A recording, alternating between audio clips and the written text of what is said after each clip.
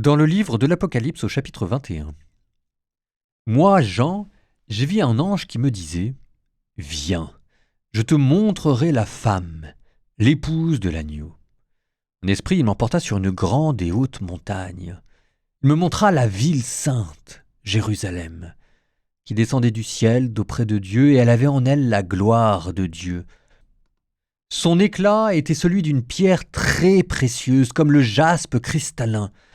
Elle avait une grande et haute muraille avec 12 portes, et sur ces portes 12 anges.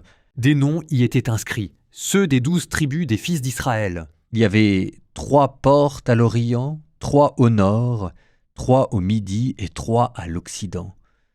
La muraille de la ville reposait sur 12 fondations portant les 12 noms des 12 apôtres de l'agneau.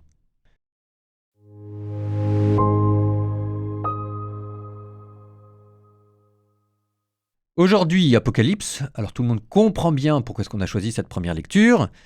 On vous dit que sur la Jérusalem céleste, il y a 12 portes. Sur chacune de ces 12 portes, il y a les 12 noms des tribus des fils d'Israël. Et en haut de ces portes, vous avez 12 anges. Donc il faut imaginer, j'allais dire des statues d'anges en haut des portes. Alors les portes d'ailleurs, c'est plutôt des arches. Il faut imaginer en haut que sur ces arches, en haut, donc veillent, pas des statues, mais des anges. Qui a le droit de rentrer, qui a le droit de sortir. Alors ces anges, en grec, angelos, messagers. Et là, on peut raisonnablement supposer qu'il s'agit plutôt d'anges, non pas qui protègent la ville sainte, parce qu'en fait, il n'y a plus rien à protéger. Le combat dans la Jérusalem céleste a été gagné, quoi. Le diable est enchaîné. Donc c'est plutôt 12 anges, 12 messagers qui appellent. Ça, c'est l'image de l'évangélisation. Et on vous dit qu'il y a 12 fondations. Alors on ne dit pas que sous chaque porte, il y a une fondation, un nom, mais en tout cas, il y a 12 fondations qui portent chacun le nom des 12 apôtres de l'agneau. Et donc c'est là où on voit le lien, parce que apôtre, en grec, envoyé, mais c'est eux en fait, les anges.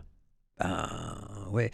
Je redis, en grec, angelos, messager. Donc il faut imaginer que les apôtres sont à la fois la fondation de la muraille et en même temps ce qui, en haut des portes, appelle à la fondation. C'est-à-dire que ce sont ceux qui sont la fondation au sens de magistère. Ils nous ont donné la doctrine et ils la protègent par leur enseignement et par leur vie. Et en même temps, ce sont eux qui ont initié l'appel du monde à venir se convertir. En fait, c'est tout un résumé de la fonction des apôtres ici. C'est pour ça qu'on l'a choisi. C'est beau ça, hein ? Bonne Sainte Barthélemy.